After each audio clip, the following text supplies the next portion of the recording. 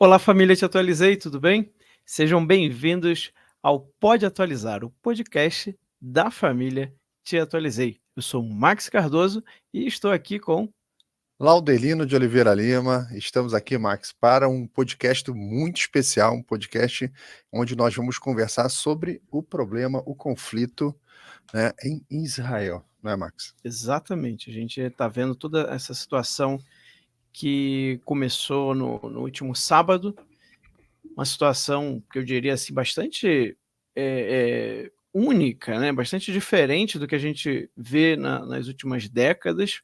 Eu diria até que é algo que bem parecido com o que aconteceu no 11 de setembro, né? A gente tem Verdade, aí um evento que provavelmente verdade. vai mudar o mundo nas próximas décadas. Então, ninguém melhor para falar sobre isso e explicar tudo para a gente sobre essa questão que o nosso convidado de hoje, o grande amigo Ernesto Araújo.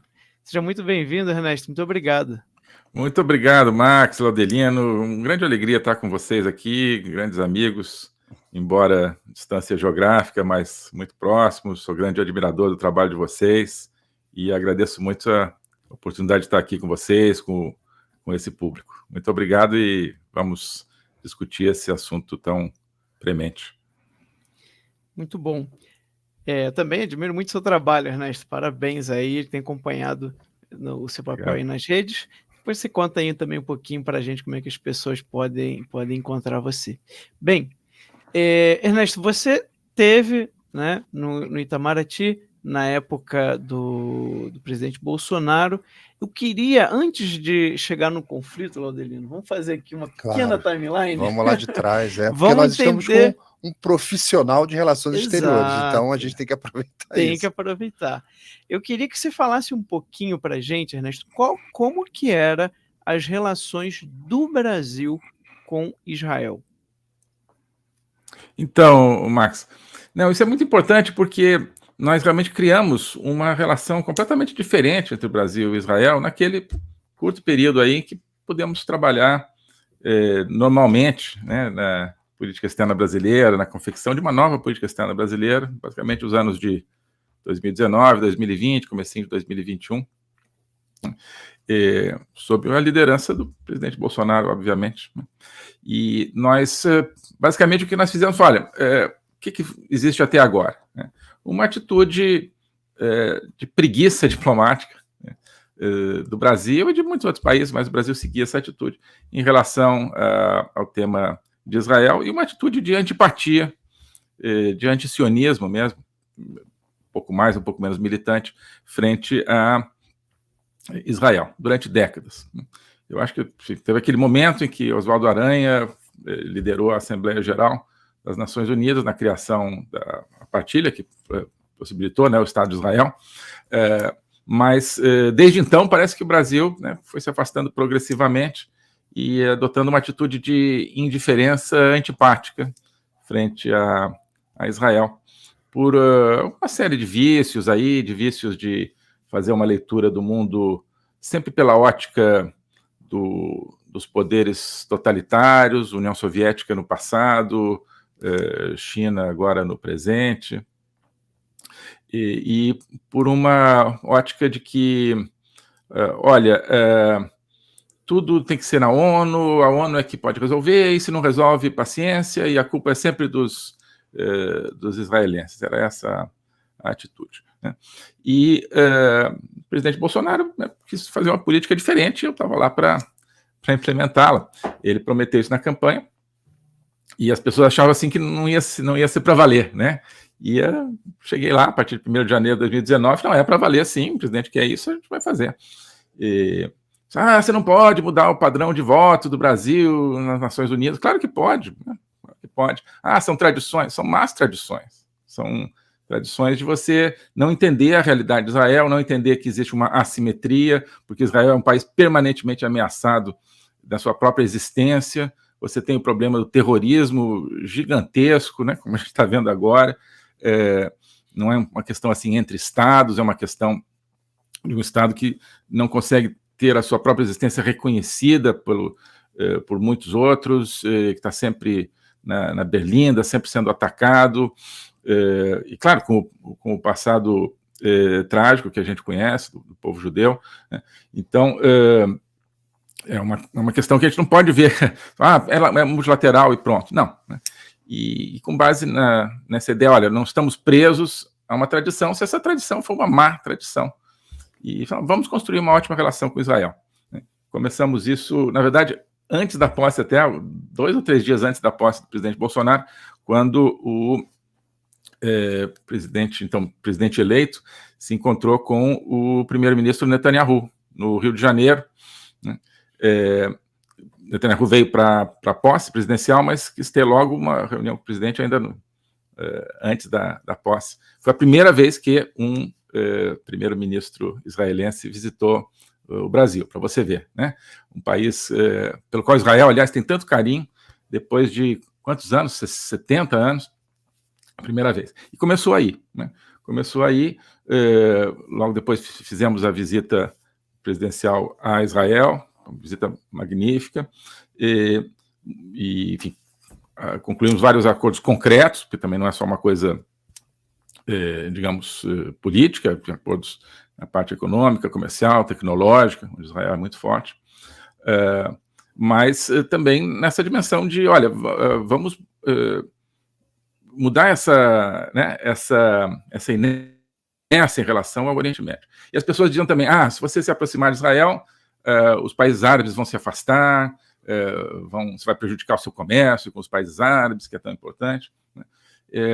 Vamos ver? Não vai acontecer, né? Sabíamos que não ia acontecer. Trabalhamos muito com os países árabes, né? Explicando, olha, temos uma relação nova aqui com Israel, mas os países árabes também, nesse momento, estavam, e como continuam, de certa forma, agora está complicado isso, mas desenhando também uma nova relação com Israel. Então, nós partimos também de uma leitura, não só do ponto de vista de Israel, mas do ponto de vista dos árabes, porque essa tradição diplomática falsa, ela fazia uma leitura que é a leitura dos anos 70.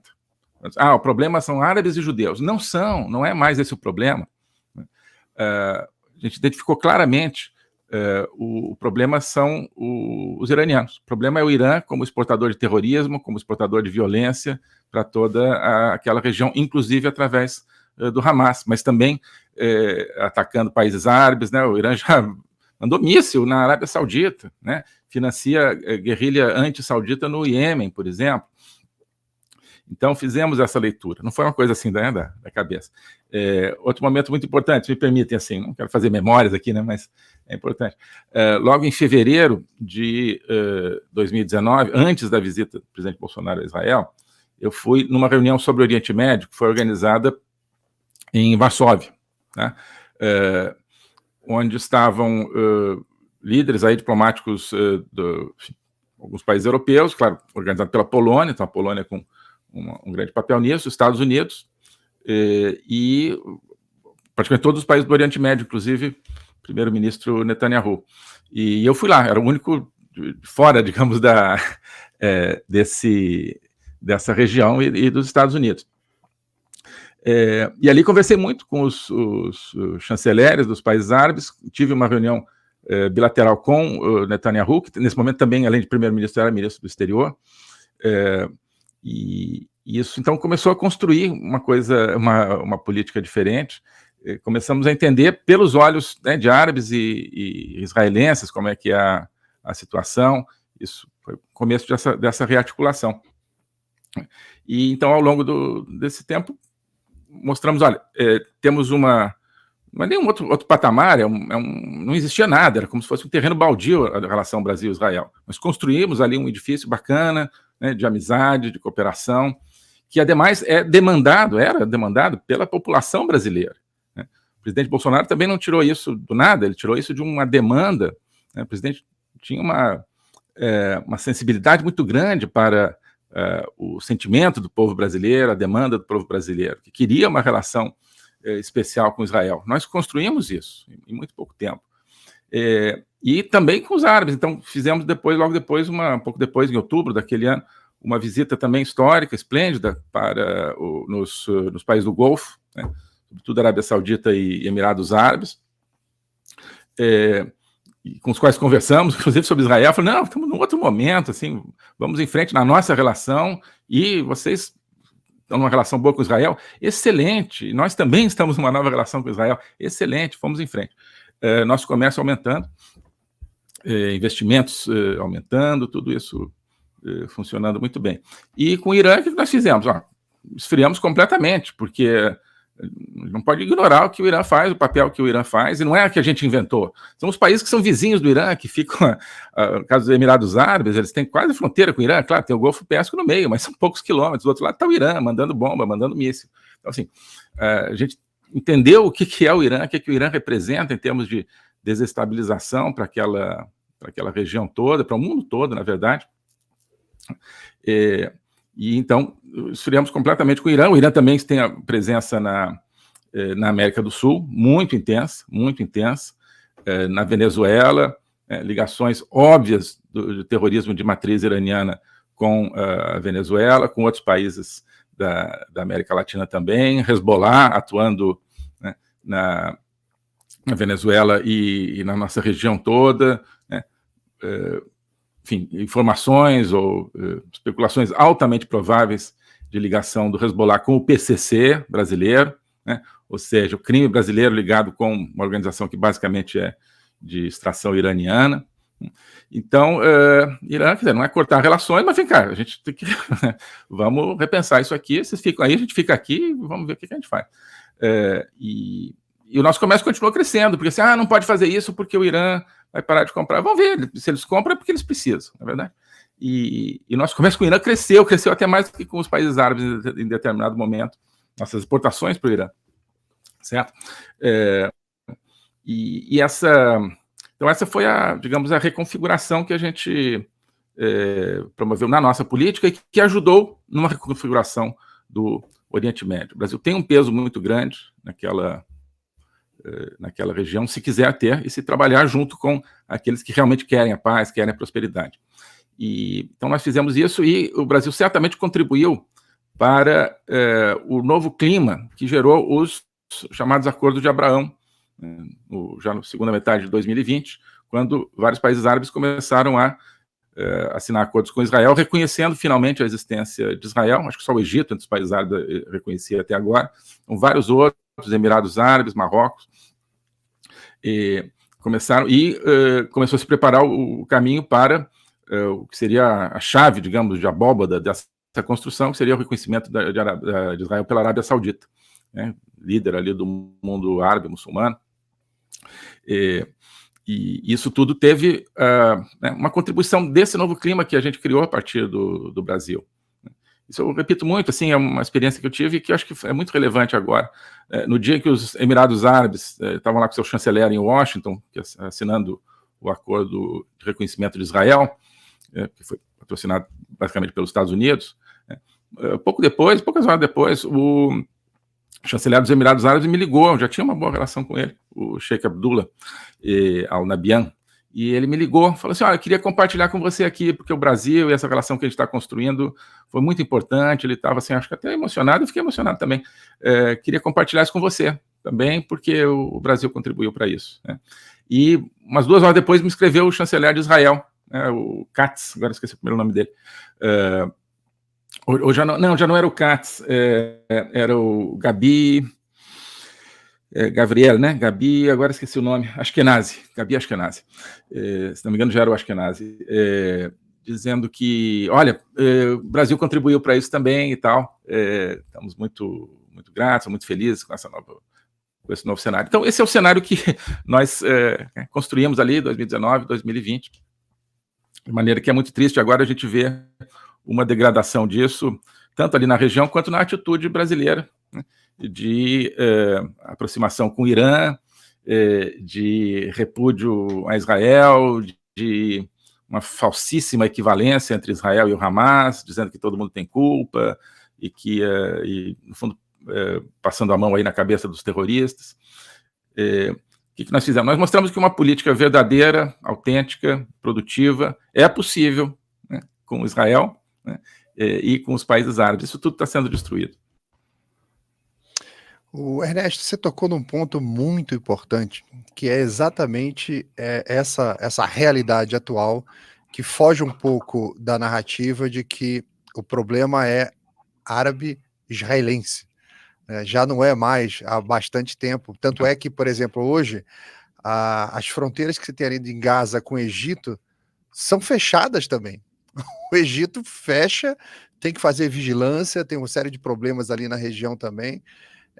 Você já começa a ver surgir nas plataformas de streaming documentários e séries falando sobre a luta do povo árabe contra o Islã radical, né? Então é muito importante essa separação de que, peraí, gente, existe o Islã, existem os árabes, existem os israelenses e existem essa parte dos radicais.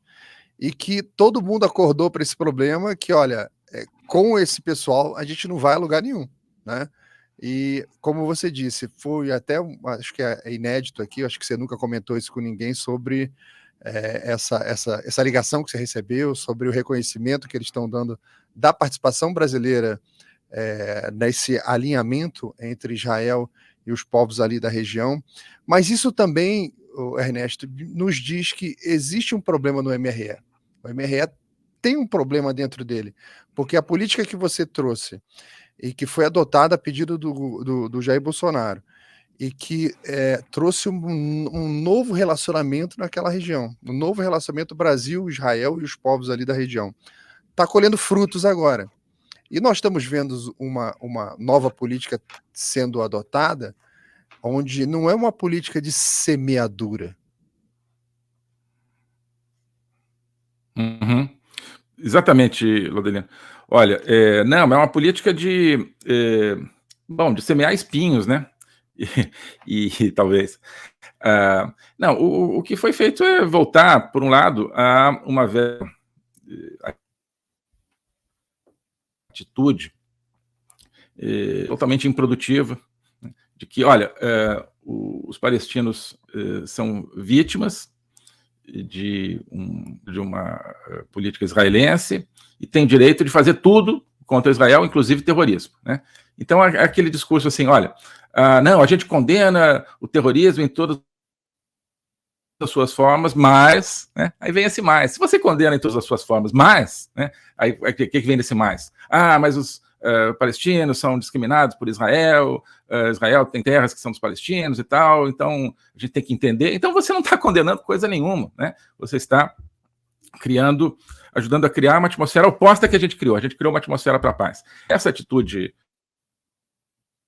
do Itamaraty, que foi retomada agora, é uma atitude que cria um caminho, uma atmosfera boa para o terrorismo, né? Porque se o terrorista vai fazer o terrorismo, ele acha que sabe que o mundo inteiro vai estar contra, que ninguém vai justificar aquilo, não sei, né? Porque o terrorista é maluco, mas ao mesmo tempo é político, né? Vai pensar duas vezes. Agora, desde os anos 70, o que o terrorismo, o OLP, Hamas e outros, né? Hezbollah, o que eles sabem? A gente faz o terrorismo e vai ter uma porção de gente aprovando, né? Dizendo que condena, mas que na verdade a gente pode fazer. Então, é isso que você cria, né? Você cria uma... Né?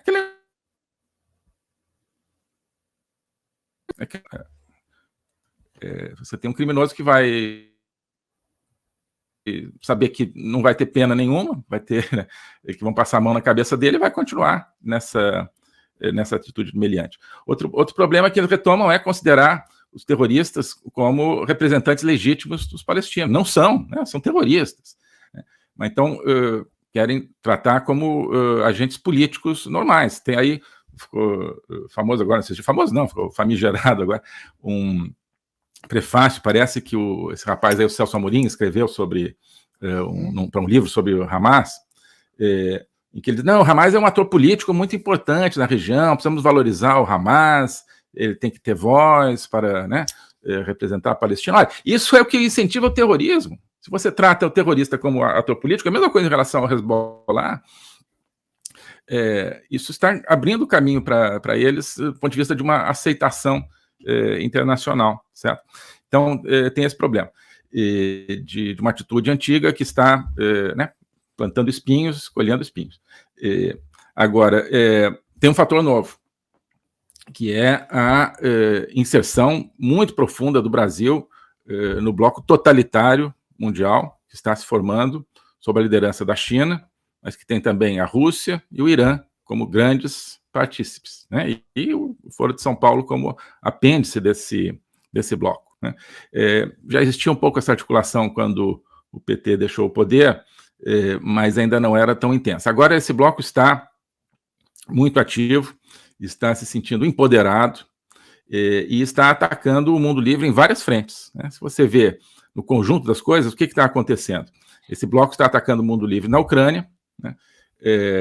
O ideal para ele seria a Rússia tomar a Ucrânia toda e ameaçar toda a Europa, mas de toda forma já está criando caos e já está exigindo que o Ocidente democrático coloque recursos para ajudar a defender a Ucrânia. Então, Ucrânia. Ameaça permanente sobre Taiwan, ameaça permanente sobre os países democráticos ali do leste da Ásia, né? Estão nervosos, né? Japão, Coreia do Sul, por exemplo, né? Tomada de poder em grande parte da África, ali naquela região toda do Sahel, né? Com apoio russo, com com uma ação russa, organizações, correntes simpáticas ao terrorismo, possivelmente praticantes do terrorismo, estão tomando o poder, né? Portanto, pró-totalitário, pró-bloco totalitário. O Mali parece que vai se transformar na primeira república islâmica da África, né? O que significa isso? Que vai ter mais mesquita? Não, significa que vai ter mais terrorismo, que vai ser um país modelado na República Islâmica do Irã, certo?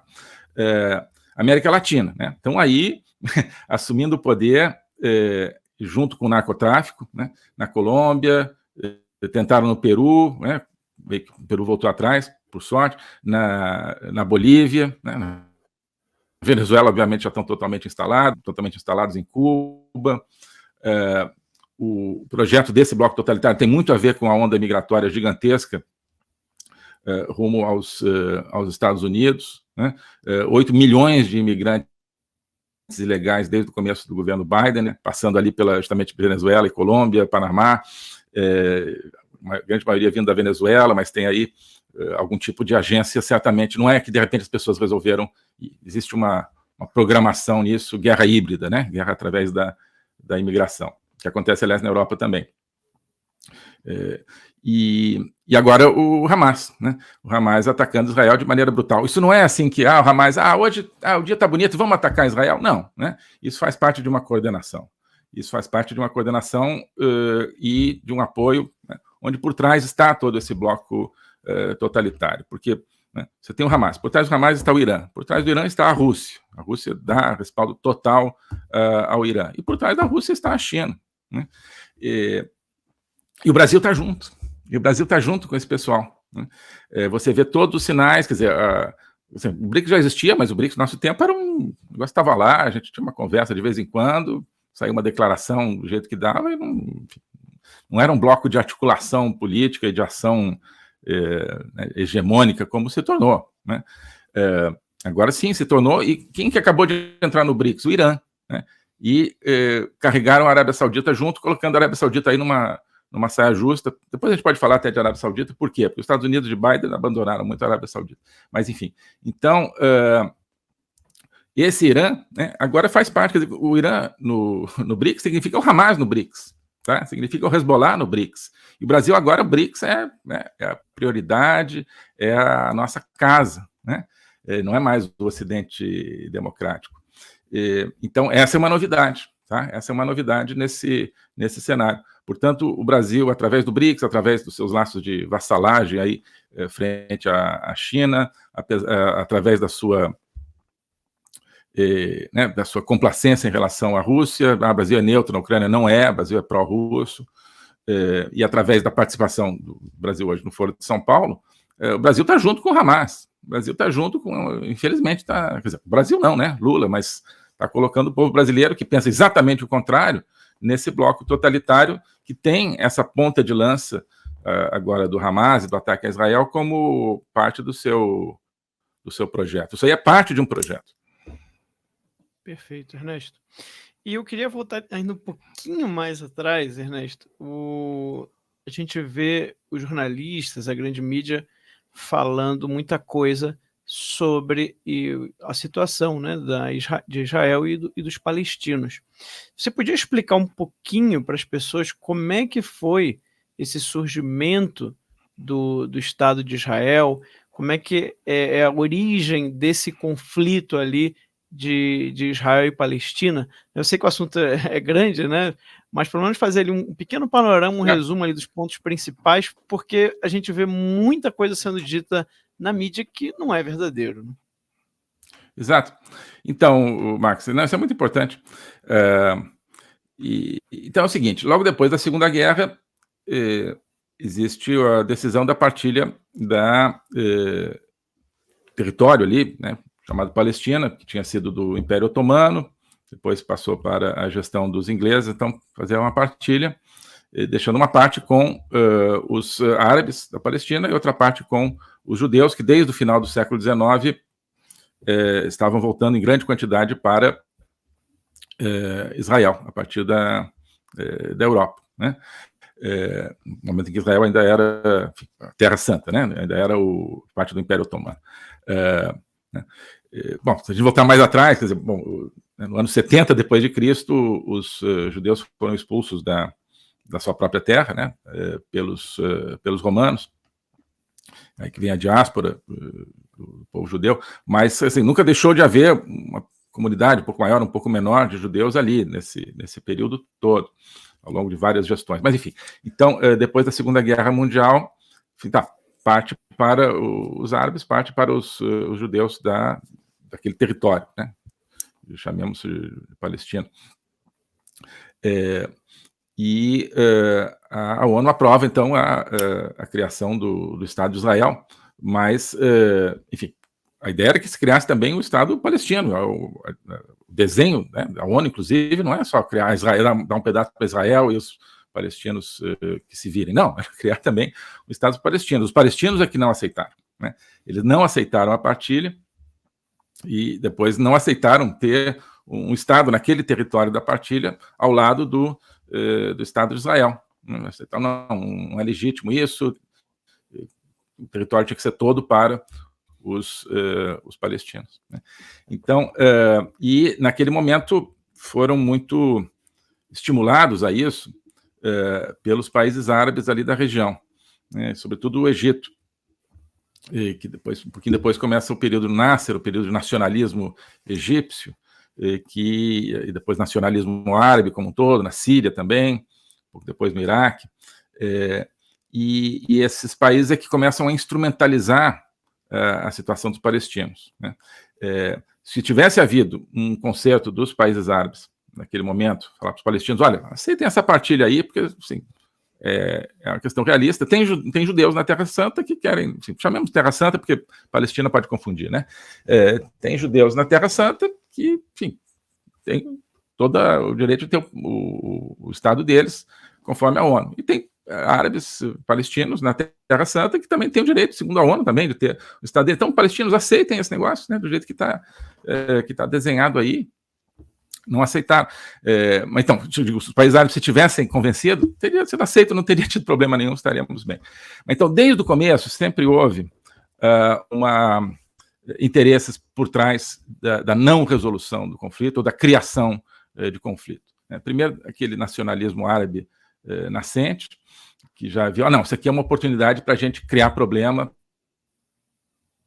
para os países ocidentais, ex-países coloniais da região, e, né, o Nasser queria fazer tudo para tirar os ingleses de Suez.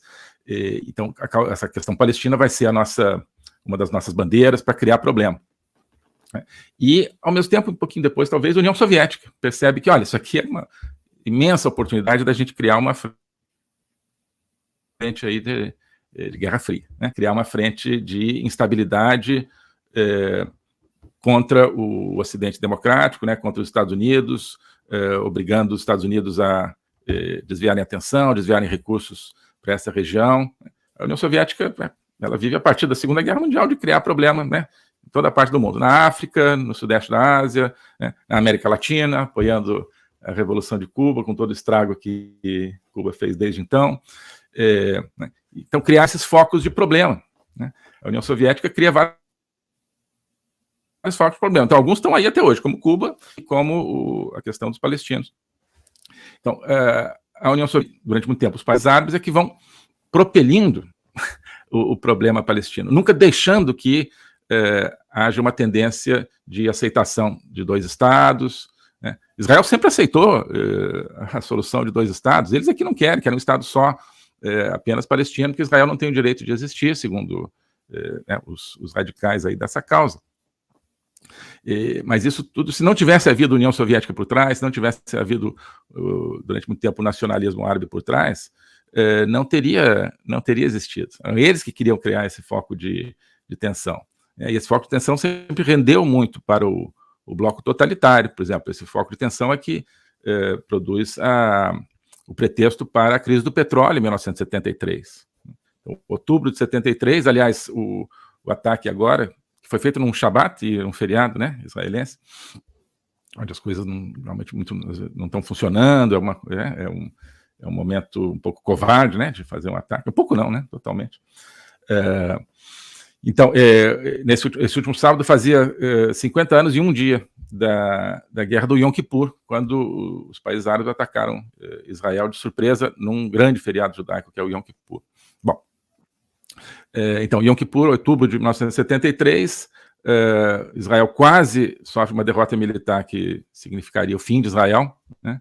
Algum tipo de extermínio, de destruição maciça, seria uma tragédia das tragédias. Os Estados Unidos intervieram, salvaram Israel ali aos 45 do segundo tempo, e a União Soviética aproveitou, então os Estados Unidos estão intervindo, então países árabes, olha só, os Estados Unidos está aí, promovendo Israel, Estado sionista, anti-palestino, então pega aí o petróleo que vocês têm, que está a $1 o barril, e vamos botar isso nas alturas.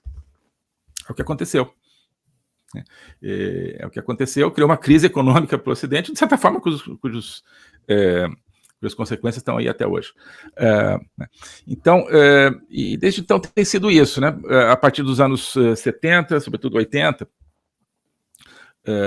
os Estados Unidos começam a articular muito bem, uma diplomacia muito boa de reaproximação dos países, ou de aproximação, porque nunca tinha havido proximidade nenhuma, dos países árabes com Israel, começa com o Egito, única aproximação assim explícita, mas uma crescente tolerância implícita de outros países árabes em relação a Israel. Certo? O problema é que em 1979 você tem a Revolução Iraniana e o Irã, de certa forma, entra no lugar do nacionalismo árabe como o grande promotor regional da instabilidade, do terrorismo, instrumentalizando a questão palestina. Então, no momento que os árabes estavam se aproximando de Israel, chega o Irã e fala, agora é conosco, né?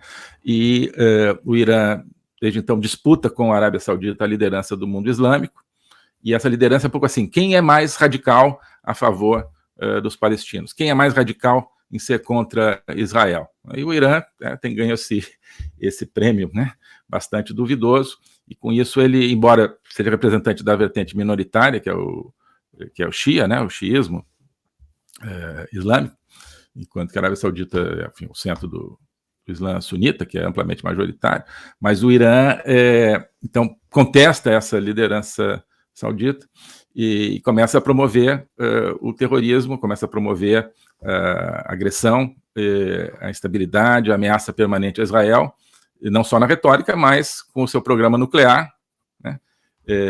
Então, aquela coisa, por que o Irã quer programa nuclear? Tem gente que acha que é para fazer isótopos médicos, né?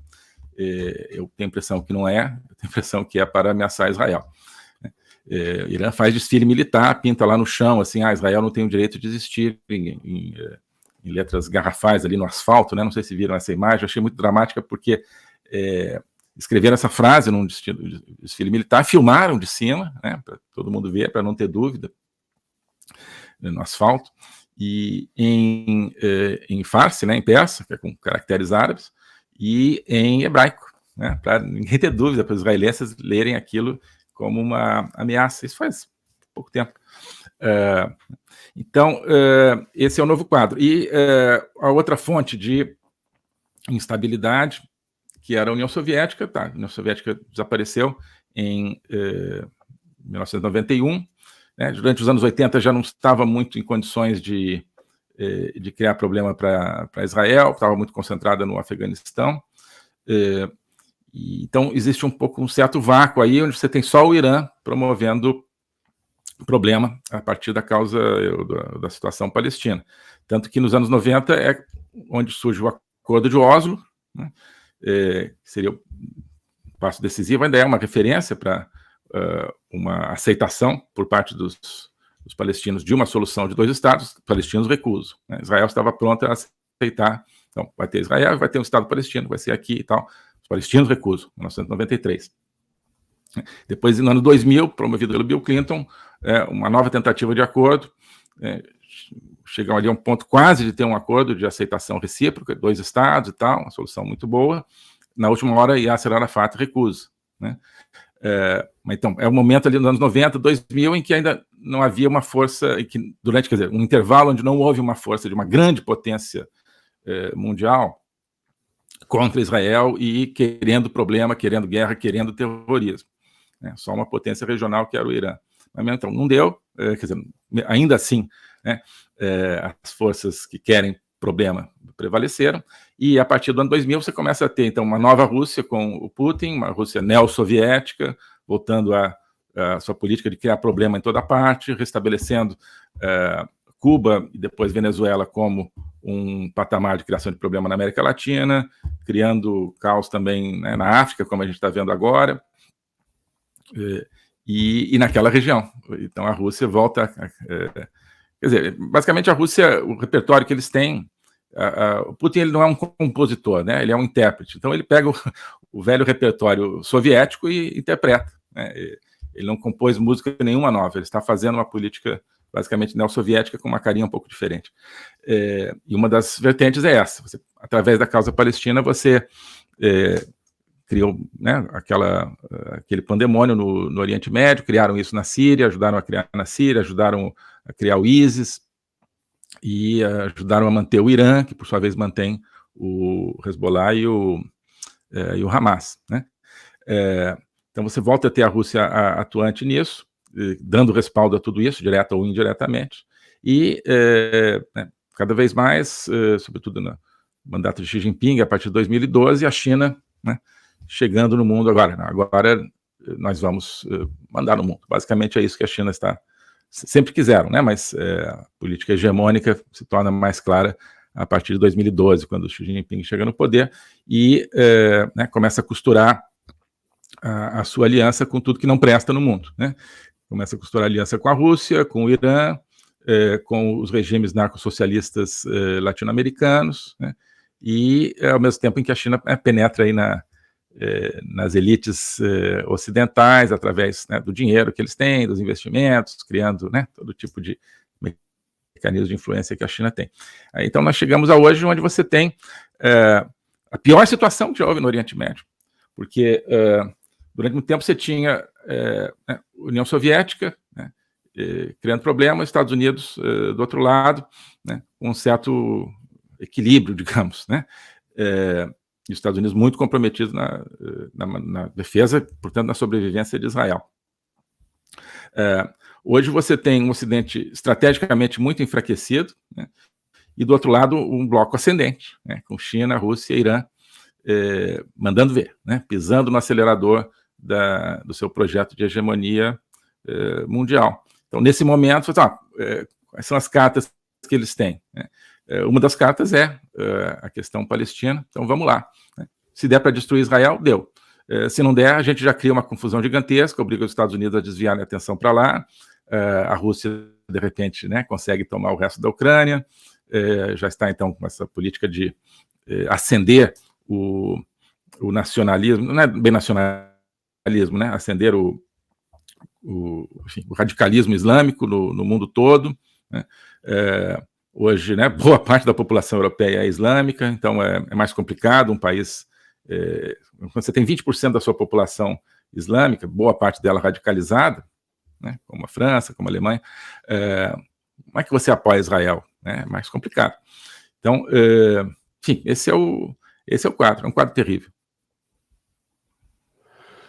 Pô, Ernesto, você comentou que depois você ia falar alguma coisa sobre a Arábia Saudita. E recentemente nós tivemos aí o Neymar, né, um jogador brasileiro, indo assinar o contrato para jogar ali na região. Aí ele se apresentou com crucifixo no peito, ali já como um indicador de que as coisas estavam mudando na região. E nós ouvimos muitos comentários agora na última semana sobre que esse evento do Hamas seria também uma resposta a essa conciliação da região, né? Essa conciliação árabe, até egípcia também, ali com Israel, e essa aproximação quase como se formando um bloco ali, que a gente não pode esquecer que na origem eles são irmãos, né? Então, você também vê isso acontecendo, essa reação do Hamas ser também uma, uma, uma reação contra essa aproximação dos países ali da região?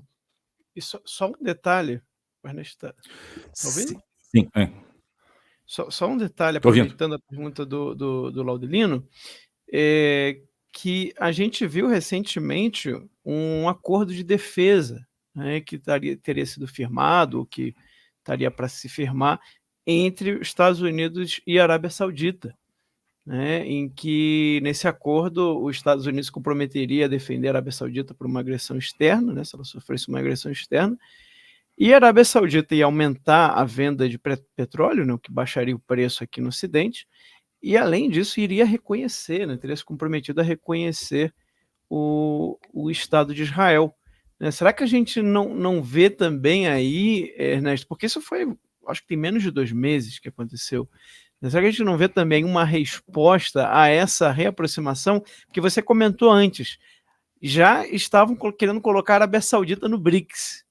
Né? Então parece que os Estados Unidos fez uma reação aí, né, para tentar recuperar a influência na política e na geopolítica do Oriente Médio. Né? Isso, Marcos. Olha, sim, isso é parte, claro, isso é parte da equação, é parte do tabuleiro. É um jogo bastante complexo, né? Então, acho que não explica tudo, mas sim, isso é parte da questão. Então, Arábia Saudita.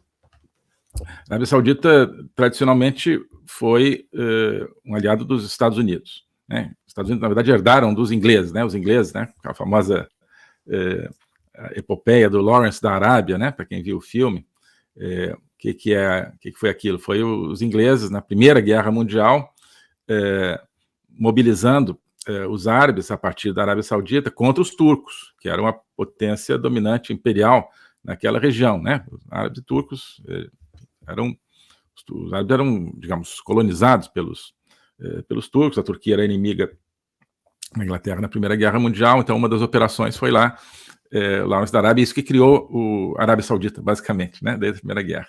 Então, pegou lá um príncipe regional, da família Saud, e para ser o líder daquilo, e a Arábia Saudita tem ali o controle esse principado, né, o controle das mesquitas sagradas, como eles chamam, que são Meca e Medina, né? Isso dá um prestígio muito grande no mundo islâmico. Então, a partir disso, se cria a Arábia Saudita, os ingleses um pouco legam isso para o legado para os Estados Unidos. E durante muito tempo os Estados Unidos mantêm uma política complicada, porque são o principal garante, né, da Arábia Saudita e, ao mesmo tempo, o principal garante de Israel, né, que eram inimigos durante um bom tempo. Mas os Estados Unidos tentava administrar isso, então, tanto que a Arábia Saudita, mesmo em tempos de muito acirramento ali de tensões, nunca foi o principal inimigo de Israel entre os árabes. Né? Os países que sempre atacavam Israel, né, era um pouco um hábito, a cada 10 anos fazer uma guerra contra Israel, eram o Egito, Síria, né? Jordânia um pouco movida pela necessidade de estar junto com esses outros, mas basicamente Egito e Síria. Né? Egito pelo sul, né? E Síria pelo norte eram os grandes inimigos de Israel. A Arábia Saudita, né, ficava ali um pouco mais atrás, porque tinha essa aliança com os Estados Unidos seguravam. Isso mais ou menos prevalece durante muito tempo. O caldo começa a entornar com Obama, nos Estados Unidos. Obama, não sei se deliberadamente ou não, ele foi um grande destruidor de interesses americanos, de interesses ocidentais, de interesses do mundo livre, né? O Obama não podia ver um ditador que não quisesse fazer um acordo bom com esse ditador. Foi assim com o Irã, né? Então resolveu, vamos aqui fazer um acordo nuclear com o Irã para mostrar que eu consigo e tal, afinal tem o Prêmio Nobel da Paz, então tem que justificar esse Prêmio Nobel da Paz, vamos fazer um acordo para o Irã abandonar seu programa nuclear. Então, mas aquele negócio do Obama, né? Queria fazer uma reforma de saúde nos Estados Unidos, fez uma porcaria de uma reforma, mas tinha ali saúde na página de rosto. Não, isso aqui é a reforma do Obama. Depois foi abandonada, porque não era boa para ninguém. Então, a mesma coisa com o Irã. Acordo com o Irã, tem ali, né? O título, acordo com o Irã. Você vai ver, para o Irã não ter arma nuclear. Você vai ver o conteúdo, né? O conteúdo era, na melhor das hipóteses, um adiamento da capacidade nuclear iraniana. Né? Mas, na prática, foi um excelente acordo para o Irã, que continuou com o seu programa nuclear e teve descongelado os seus fundos, bilhões e bilhões de dólares que estavam congelados pelos Estados Unidos. Com isso, o Irã passa a ter recursos, volta a ter recursos para promover o terrorismo, aí que volta o terrorismo mais intenso do Hezbollah e do Hamas, já naquele momento, a partir de 2015, o Irã começa a atacar a Arábia Saudita, direta ou indiretamente, né, tenta fazer uma revolução pró-iraniana no Iêmen, quer dizer, pegando a Arábia Saudita ali pelo sul, né, e a Arábia Saudita não acha a menor graça nisso, então a Arábia Saudita se distancia muito dos Estados Unidos. Porque os Estados Unidos se distanciaram da Arábia Saudita, né, fazendo deferências ali ao seu principal inimigo estratégico, que era o Irã. Né? O Trump recompõe, então, essa relação com a Arábia Saudita, que estava sendo trágica. A Arábia Saudita não tinha para quem se virar. O Trump recompõe a relação com a Arábia Saudita, recompõe também a relação com o Egito, identifica claramente que a ameaça é o Irã, isola o Irã, recongela os fundos iranianos, rasga o acordo nuclear, que era pró-iraniano, coloca então o Irã na parede e começa a construir, não só reconstruir a relação Estados Unidos-Arábia Saudita, mas construir a relação Arábia Saudita-Israel, né, que seria decisiva para o reconhecimento de todo o mundo árabe. Então, na preparação disso, é um pouco um teste, né, consegue os acordos de outros países do Golfo e outros países árabes com Israel, já em 2020. Né? O próximo seria a Arábia Saudita. Esses acordos deram certo, foram muito bem recebidos, funcionaram. Né? O Irã continuava na defensiva, de certa forma. Então, agora vira a Arábia Saudita. O que o Biden faz? Né? Estraga tudo. Então, e outro fator determinante agora é a nova liderança da Arábia Saudita. Né? O príncipe herdeiro Bin Salman, que é o governante de facto da Arábia Saudita, enfim, o rei, o pai dele está velhinho, enfim, já é o Bin Salman, que está no governo efetivo já há alguns anos. E ele tem feito reformas profundas na Arábia Saudita, tanto na relação externa quanto interna. Então, ele, antes de mais nada, combateu a corrupção. Havia muita corrupção na Arábia Saudita, membros da família real, que é extensíssima, né? E outras famílias dominantes, mão firme contra a corrupção. Não fez muitos amigos com isso aí não, mas foi fundo nisso porque era uma chaga ali na Arábia Saudita. Mão firme contra sauditas, mandando dinheiro para financiar mesquitas radicais na Europa, por exemplo, financiar terrorismo de um modo geral.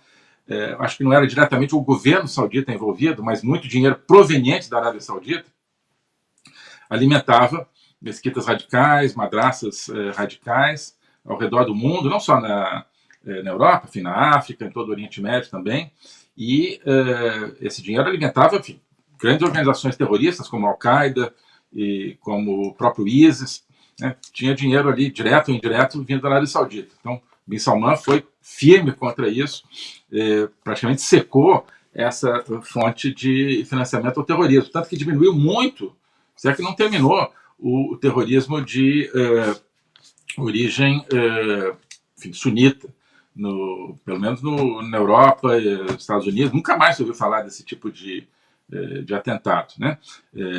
E em relação a Israel, obviamente, né?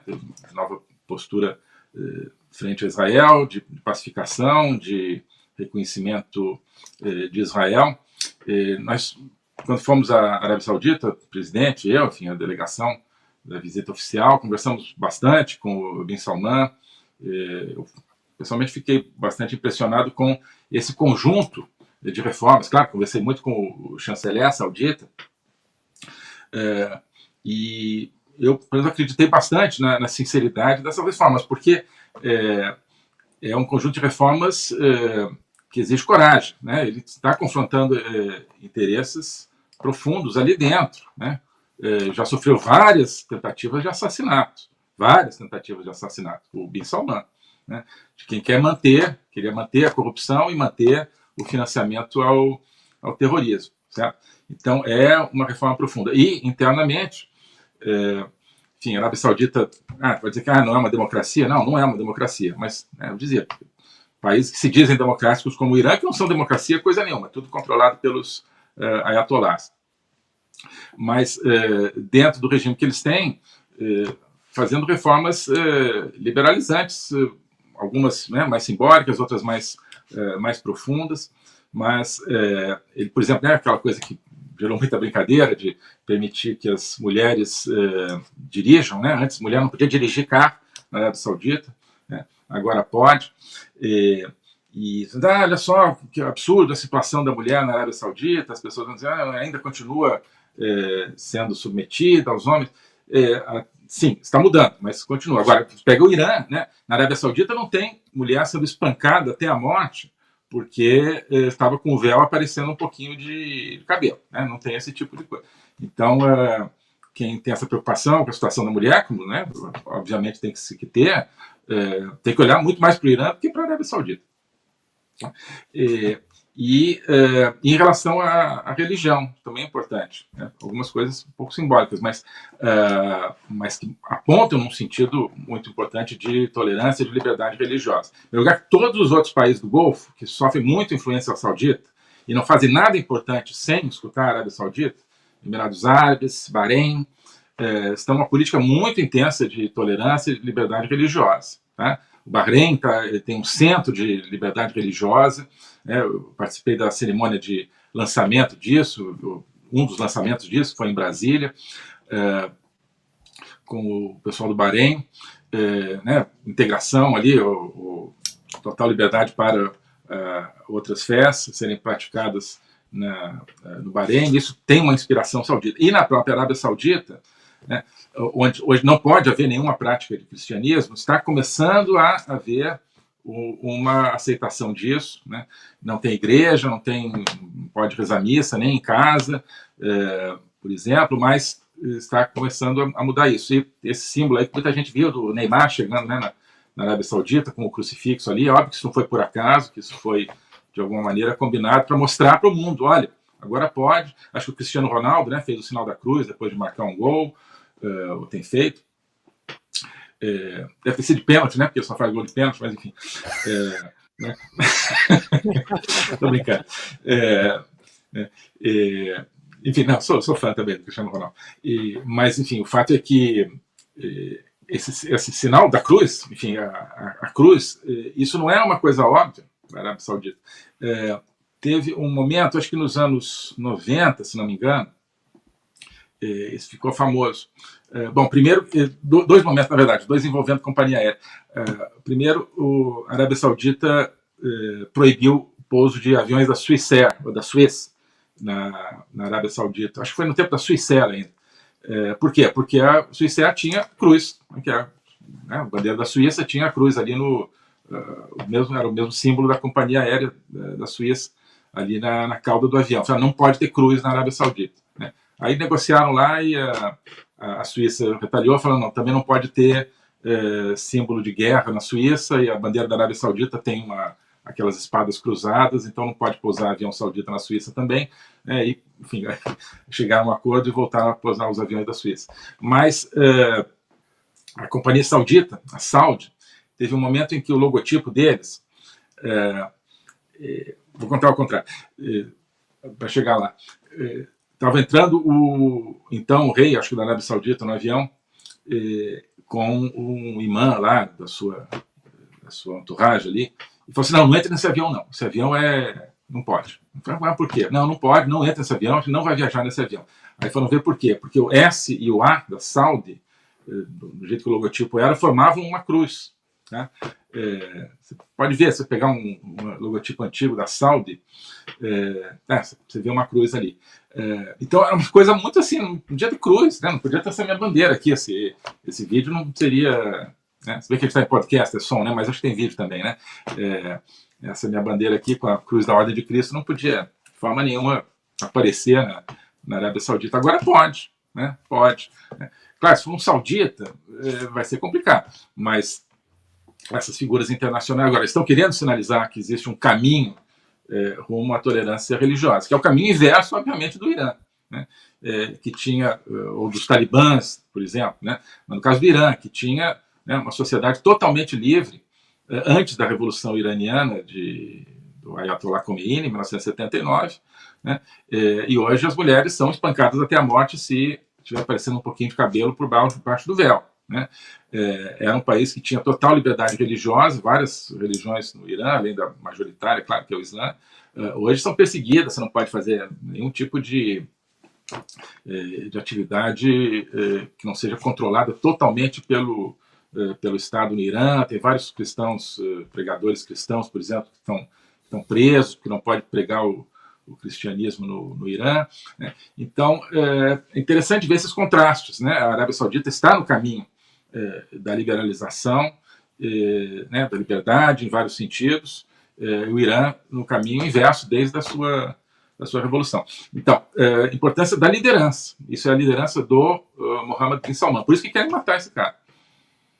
O Ernesto, você comentou e você fez uma descrição de um problema que tá se repetindo em praticamente todas as repúblicas, que é a relação,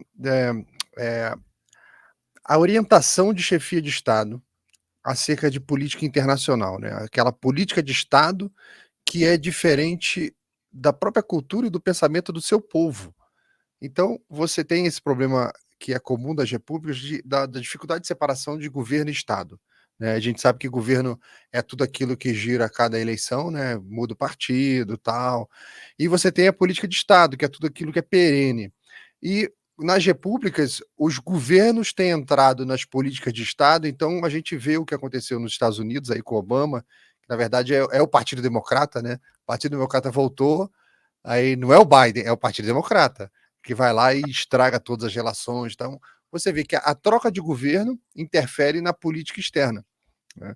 E isso é uma constante que nas repúblicas, onde se distancia do que é o pensamento e o valor do povo. Vamos pegar o caso do Brasil, que é o mais claro. O povo brasileiro não concorda com a política externa do PT.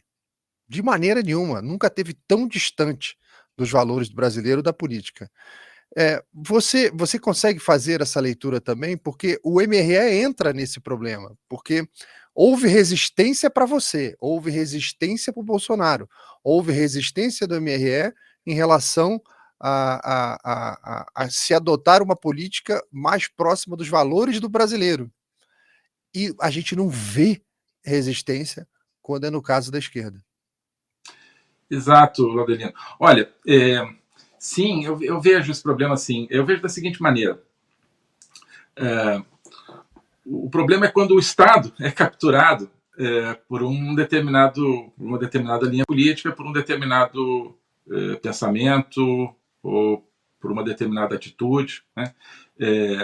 E isso passa a valer como se fosse permanente. No caso do Brasil, esse é o problema que eu vejo. Né? Porque quando a gente começou a mudar a política externa brasileira, né, para aproximá-lo do que o povo brasileiro quer, a gente estava distanciando essa política do que os diplomatas queriam. Né? E boa parte deles, né? Establishment diplomático. E o argumento é que não, a diplomacia tem que ser uma política de Estado, não pode ser de governo, vocês aí são um novo governo, não podem mudar a política de Estado. Mas o que era essa política de Estado? Era uma política de sucessivos governos ruins, né? Mas que, pelo hábito, tinha se transformado em algo pétreo, como se fosse então uma política de Estado que não pode ser mudada. Mas o argumento era muito esse: não pode mudar porque são políticas de Estado. A política anti-Israel, a política de covardia diplomática, de não usar os meios diplomáticos para enfrentar as ameaças reais, como o crime organizado na América Latina, por exemplo, a base que eles têm na Venezuela, a base que eles têm em Cuba, e assim por diante. Não pode fazer nada disso porque isso aí é o governo, vocês que quer fazer, não é a política de Estado. Então, eu acho que o problema, no caso do Brasil, é que o Estado brasileiro foi capturado, no fundo, pela esquerda e por todo esse complexo ideológico, né? E fica parecendo que é o contrário. Na verdade, então, você teve... como hoje você tem também agindo o poder tirânico agindo em nome da democracia, né? Você tinha também um poder altamente minoritário no Brasil e partidário agindo em nome do Estado e se proclamando e se arrogando o direito de ser ele a definir o que é a política de Estado, certo? Então, eu acho que a gente tem que talvez abrir um pouco essa discussão, no seguinte sentido: quem define o que é política de Estado? Né? Quem define? Não pode ser uma determinada corrente, porque senão ela sempre vai dizer: não, isso aqui não é a minha opinião, isso aqui é a política de Estado. Então, quando vem a outra corrente política, não pode mudar. De modo que, numa democracia, isso é um dilema da democracia. Isso sempre vai ser um dilema. Até onde um governo democraticamente eleito, né, pode fazer tudo que ele foi eleito para fazer, né? E eu acho que esse foi o nosso drama também, acho que na própria política em geral, não só na política externa, do governo Bolsonaro, né, que quis mudar a maneira de fazer política no Brasil, né, acabar com o presidencialismo de coalizão. E enfrentou isso. Quer dizer, não houve tanto esse argumento de que era uma política de Estado, mas enfrentou essa ideia de que, não, política no Brasil tem que ser assim, tem que ser coalizão, tem que ser tomar lá da cá, tem que ser com cargo e não sei o quê, e dinheiro indo para cá e para lá. E acabou aceitando isso, né, na segunda metade do mandato, em grande parte. Mas chegou para mudar isso e, né, o establishment, não é assim que se faz. Assim como na política externa, não pode se aproximar de Israel. Por quê? Porque é uma política de Estado. Se afastar de Israel é uma política de Estado. Então, nos Estados Unidos acho que é um pouco diferente, né? Mas existe sempre também essa questão do predomínio da mídia, né? A mídia sempre predominando a esquerda, tanto nos Estados Unidos quanto no Brasil. E a mídia acaba sendo o árbitro disso, né? Acaba sendo o árbitro do que é a política de Estado e o que é uma mudança de governo. E então, nos Estados Unidos, de certa forma, o Trump sofreu muito disso, a administração Trump, o governo Trump. Não, isso aqui não pode mexer, isso aqui sempre foi assim, né? E entra então a mídia para demonizar qualquer mudança e o deep state, né? A burocracia encastelada que acaba aguando qualquer mudança, né? Mas eu diria assim, hoje, na prática, quer dizer, tem a questão abstrata, governo e Estado, né? O que acontece na prática, né, na maioria das democracias? Você tem o Estado e todo o discurso, toda a narrativa do Estado, dos interesses de Estado, dos interesses permanentes, capturados basicamente por uma ideologia, por um programa político de esquerda.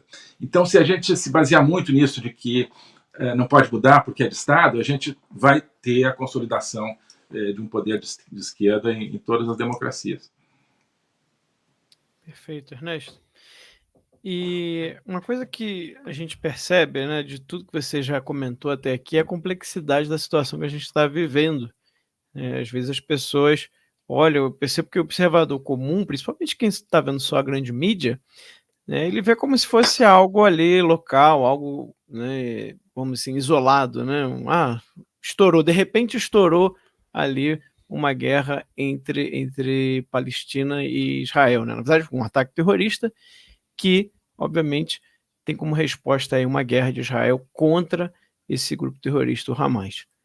Mas a gente percebe também, pelo tudo que você já contou, toda essa trama, né, de vários países, de questões geopolíticas, de interesses de vários lados aí, principalmente do Irã, e a gente sabe que o Irã é um dos grandes parceiros também da Rússia, né? A gente vê aí o tempo inteiro na guerra da Rússia e da Ucrânia, aqueles drones Shahed, né, aqueles drones iranianos que a Rússia vai utilizando para atacar a Ucrânia. O que você acha que pode acontecer a partir desse conflito, né? Qual influência que esse momento atual, que esse conflito agora pode ter em relação à guerra da Rússia e da Ucrânia? Eu cheguei até a ver gente falando que isso aí foi para tirar a atenção, desviar a atenção dos Estados Unidos, fazer com que os Estados Unidos, né, tenha que gastar também ali para ajudar Israel, e aí talvez isso enfraqueceria o dinheiro que ele ajuda, né, que ele está dando à Ucrânia para a Ucrânia se defender da Rússia. Como que você vê a relação, ou se há alguma relação entre esses dois conflitos? Oi, Max. Eu acho que há sim. Eu acho que há sim. Como eu disse, essa ação do Hamas, tenho certeza não, né? Mas tenho todas as razões para pensar que tenha sido concertada por todo esse bloco totalitário que inclui a Rússia, né? Acho que o Hamas é um braço do Irã, e o Irã não faz nada importante sem algum tipo de beneplácito da Rússia, né? Então, numa medida ou da outra, isso foi pensado também à luz do conflito da Ucrânia, né? Acho que foi pensado à luz de todo o tabuleiro mundial, como a gente estava falando um pouco aqui, a ação do Hamas. É um lance, né, claro, regional, mas o tabuleiro é mundial. O tabuleiro é mundial. De certa forma, a guerra é mundial, né? Nós estamos num conflito mundial entre totalitarismos e democracias. E um dos problemas é que as democracias não sabem que estão nesse conflito, e metade delas está fazendo a política do adversário. Dentro de cada país, metade das pessoas, enfim, pelo menos o establishment, que faz em grande parte a política do inimigo. Mas, enfim, sim, um aspecto muito direto é isso que você falou. Eu acho que pode, sim, desviar atenção e recursos dos Estados Unidos e dos europeus da Ucrânia para Israel, e isso favorecer a Rússia, em termos materiais, quer dizer, menos material, menos dinheiro para a Ucrânia conseguir continuar mantendo a sua resistência à Rússia e tentar reconquistar o seu território. E a questão diplomática também, não só material, mas o diplomata não gosta de tensão, né? Gosta de tudo tranquilo. Então, às vezes não dá, né? Às vezes você tem que enfrentar seu inimigo, não pode ter muita tranquilidade. Mas, enfim, então a tendência é agora a gente tem que lidar com o Oriente Médio em polvorosa. Vamos forçar aí uma paz na Ucrânia, né? Vamos, né, pegar aí e fica do jeito que está. O que seria uma paz na Ucrânia hoje? E por que a Ucrânia não quer uma paz do jeito que as coisas estão? Porque significaria, de uma maneira ou de outra, pode negociar um pouquinho para cá, um pouquinho para lá, mas vamos parar hoje? Óbvio que vai parar com a linha das tropas onde elas estão, né? Ou seja, com a Rússia no domínio de boa parte do território da Ucrânia, talvez 20% do território da Ucrânia, e regiões estratégicas da Ucrânia, quer dizer, toda aquela faixa do litoral do Mar Negro, da Crimeia para leste, né, toda a faixa do Donbass. Isso é o que significaria a paz, né? Significaria a possibilidade da Rússia se rearmar e depois, a partir dessa base, conquistar o resto da Ucrânia daqui a alguns anos. Isso é o que a Rússia quer com a paz. Mas o Ocidente pode ser, né, o Ocidente é muito imediatista também, não pensa estrategicamente, os totalitários pensam estrategicamente. O Ocidente é capaz de falar assim, não, depois a gente vê, né? Isso é muito uma atitude dos ocidentais, né? Depois a gente vê, tem problema demais no mundo, vamos acabar com o problema na Ucrânia, então traça uma linha aí do jeito que está, né? E é o que fica. Isso seria uma tragédia para a Ucrânia, óbvio, que daqui a pouco seria, nessa hipótese, atacada de novo e perderia o resto do seu território, e para a Europa, né? Porque isso seria declarado pela Rússia como uma vitória, né, seria efetivamente uma vitória estratégica para eles, e, né, próximo alvo, além de conquistar o resto da Ucrânia, seria os países bálticos, né, talvez depois a Polônia, talvez depois a Romênia, e, né, e continuar empurrando a influência russa para o oeste. Né? A Ucrânia, acho que a Rússia realmente quer anexar, eles querem recompor, e os bálticos, o território da ex-União Soviética. Né? Não querem anexar propriamente a Polônia e a Romênia e outros, mas querem tipo, transformar tudo em Bielorrússia, né? Belarus, tudo em países clientes com governos títeres. Né? Esse é o sonho da Rússia para a Europa. Então, isso é o que pode estar no horizonte se o Ocidente não tiver essa visão e falar assim, não, vamos nos concentrar. Isso é pior até do que a questão da concentração.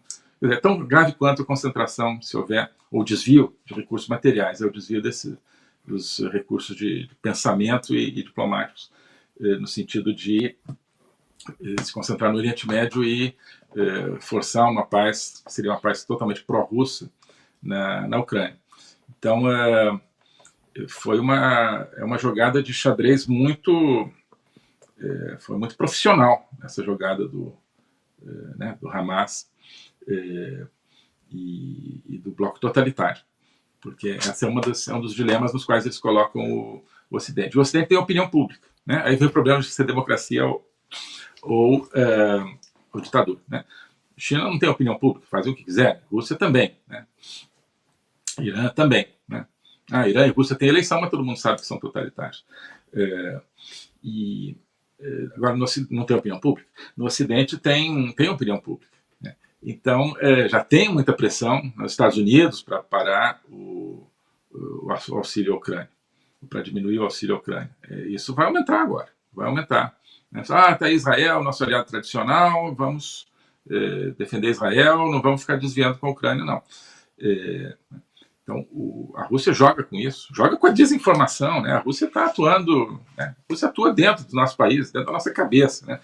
Metade do que você vê sobre a guerra na Ucrânia, nas redes, na televisão, provém de desinformação russa, né? De núcleos de desinformação russa, que são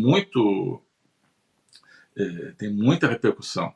Então, aquele canal RT, né, que RT é de Rússia e T de televisão. Né? Ninguém sabe, mas RT todo mundo sabe, é uma rede russa. E não é russa como enfim, uma rede, sei lá, francesa, ou norueguesa, ou americana, é americana. Não, a Rússia é propaganda estatal. Lá só tem propaganda estatal. Como no Brasil, né? A grande mídia também só tem propaganda estatal. Mas, enfim. Então, não, só para dizer, essa RT, um amigo estava me dizendo, na América Hispânica, na América Latina Hispânica, né? Ou seja, temos o Brasil, a RT russa tem mais audiência do que a CNN em espanhol. Tá? Tem mais audiência que a CNN em espanhol. Não que a CNN em espanhol seja nenhuma maravilha, ou a CNN, mas a RT é propaganda russa o tempo todo. Né?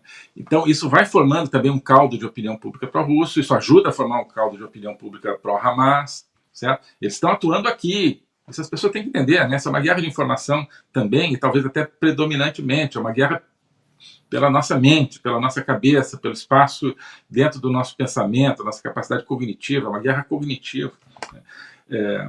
Então, eles estão atacando lá com armas, com foguetes, mas estão atacando o tempo todo aqui a nossa cabeça, né, com informação falsa, com narrativas falsas, certo? Ernesto, Israel iniciou essa reação, a gente está acompanhando, e eles prometeram a extinção do Hamas. Acabou. Hamas é história, acabou, não vai existir mais. Grupos radicais ali da região já pediram passagem à Síria e Iraque para irem para a guerra, querem ir para Israel. É interessante falar também que nos últimos anos ali da guerra do Iraque, praticamente só morria iraniano no Iraque, né? Já não tinha mais iraquiano combatendo, era iraniano infiltrado, né? Então o Irã tem essa experiência de enviar população a guerra, para a batalha contra os seus inimigos, né, no caso Israel. Então você formou esse novo cenário, onde agora, durante essa reação de Israel, você vê também os outros grupos, Hezbollah e outros grupos da região também, querendo entrar no conflito e transformar ali a faixa de Gaza numa nova Ucrânia, né?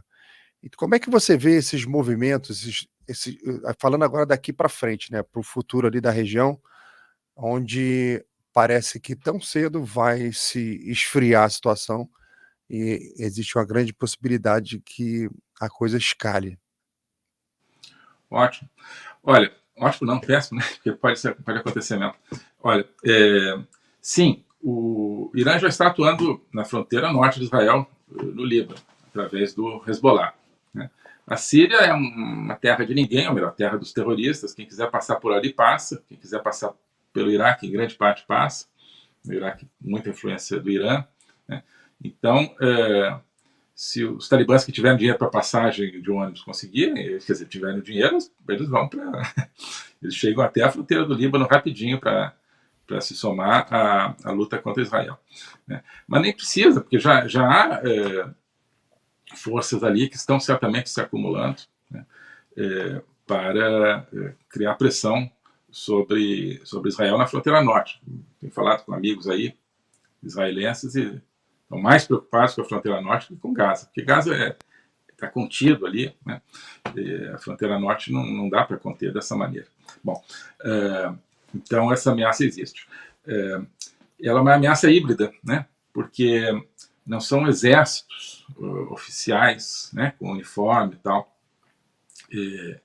entrando em conflito, né, como foram todos os conflitos contra Israel até 1973. Né? Depois a guerra muda, né? Os conflitos desde então têm sido sempre assimétricos. E então não é o exército libanês, não é o exército sírio, nem mesmo acho que o exército iraniano entrando diretamente ali em conflito, né? Porque acho que Israel teria capacidade de se defender desses exércitos. Então com infiltração, com terrorismo, terrorismo, o que significa? Terror, você criar medo nas pessoas, né? Desestabilizar a sociedade, né? O terrorismo ele não é uma guerra contra o exército, ele é uma guerra contra uma sociedade. Então, o que ele quer é criar aquela sensação de pânico para que a própria sociedade force uma espécie de rendição, né? De rendição. Isso é uma tática nazista também, né? O Hitler, né, bombardeou Londres e a Inglaterra para isso, né? Ele viu que não conseguiria invadir a Inglaterra, suas forças militares, então, quer dizer, um ataque militar também, mas de certa forma foi um ataque terrorista, a Batalha da Inglaterra, né, os bombardeios à população civil, né? Não foi a primeira, mas foi um pouco uma matriz estrutural desse tipo de operação, né? Operação de criar terror, de desestabilizar a sociedade. Naquele caso, conseguiu o contrário, né? Mobilizou a sociedade britânica para não se render, né? E acho que Israel é a mesma coisa, né? O povo israelense tem esse brio que os ingleses tinham, né, na Segunda Guerra. Mas o certo é que eu acho que a intenção, começando a achar, lendo várias coisas, é criar uma instabilidade permanente, né? Não é chegar com tropas atacando Israel por todos os lados. É criar uma instabilidade permanente. Todos os dias o israelense vai acordar com o medo de que se repita um 7 de outubro, né? O israelense que mora, claro, ali no sul, mas também o que mora no norte, o que mora em toda Israel, que é pequeno, né? Que isso se repita, né? Sem saber onde é que está o inimigo, né? Então, Gaza, sim, exterminar o Hamas, isso é de certa forma possível, porque Israel vai assumir, de uma maneira ou de outra, o controle físico da faixa de Gaza. Já ninguém entra, ninguém sai, os terroristas do Hamas estão ali, em grande parte. Os líderes estão na Turquia ou no Irã, né? Tem líderes que moram na Turquia, tem líderes que moram no Irã. Mas, enfim, os operadores estão ali na faixa de Gaza. Claro, Israel vai ter um trabalho gigantesco para manter esse controle, né? Porque, claro, tem que ser um controle rua a rua, casa a casa, né? Mas acho que eles têm condições de fazer isso pela dimensão e situação geográfica de Gaza. Não podem fazer isso no Líbano, não dá para você e nem na Síria, porque eles não podem, né, cercar, como podem cercar Gaza. Então, eu acho que é ali que vai estar o novo foco da questão. Ainda acho que o que o Irã quer é provocar uma reação mais, digamos, profunda possível de Israel, talvez forçar Israel também a invadir o Líbano, né? E eu não descarto que em algum momento eles falam, não, então agora invadiu o Líbano, agora nós vamos em defesa do Líbano, né, com tropas e tal. Mas tem que se perguntar se o objetivo é realmente reagir com tropas ou se é criar um pretexto para uma guerra nuclear naquela região. Muita gente diz que o Irã já tem o artefato nuclear e que isso estaria, inclusive, seria parte desse empoderamento do Irã se sentir que agora era o momento de desencadear o Hamas contra Israel. Então, aí são vários elementos, mas eu acho que é isso, quer dizer, uma aposta do Hamas, do Irã, e todo esse bloco de que o Israel não tem opção, a não ser um ataque muito feroz, muito brutal, um contra-ataque, né, muito brutal, e que isso vai criar pretexto para todo tipo de escalada de reação de outras forças contra Israel e terrorismo no mundo todo, como a gente já está vendo, né? Um clima aí agora de apoio ao Hamas, né? na Austrália, nos Estados Unidos, na Inglaterra, toda parte, né? Madrid, eu estava vendo aí né? Na Espanha, o pessoal pró-Hamas lá fazendo manifestação. Esse é o clima que se cria, né? Mas a gente tem que lembrar sempre, já está em guerra, claro, é uma guerra híbrida, né? Não é uma guerra de exército contra exército. Exércitos entram, mas a gente tem que olhar um tabuleiro bem mais complexo. Exato. E é interessante isso, Ernesto, porque parece até uma nova tendência, né, mundial, principalmente desses tipos de países como Rússia, como o próprio Irã, ou seja, eles vão se utilizando de grupos mercenários, de grupos terroristas e, de certa forma, até se eximindo da culpa. Não, mas o meu exército não fez nada, o meu país não fez nada, quem fez foi esse grupo de mercenários, foi esse grupo terroristas, né? Então, realmente parece aí até um modus operandi aí de atuação, né, para não se comprometer diplomaticamente, né, diante da comunidade internacional. É um grande cinismo também, né, me parece, principalmente a Rússia com o grupo Wagner chegou a fazer coisas desse tipo. E uma outra questão que eu queria abordar aqui, além dessa, né, de se você acredita que há uma tendência aí dessa guerra híbrida aumentar e talvez até escalar para o resto do mundo, a gente ouve relatórios de que talvez possam haver ataques, né, terroristas aí a médio prazo nos Estados Unidos e na Europa. A crise migratória do Biden, alguns dizem que pode também ter contribuído para que terroristas tenham passado ali pela fronteira sul. Mas tem um outro lado dessa guerra, que é o lado da população, você chegou a comentar um pouco aqui também, que está refém. Eu vi um vídeo que eu achei muito interessante, um vídeo no Irã, tá? As pessoas jovens saindo do colégio, aí tinha uma bandeira de Israel e dos Estados Unidos no meio da rua, que era para as pessoas pisarem. E assim, 98% das pessoas ali, daqueles jovens, desviavam da bandeira, não queriam pisar na bandeira.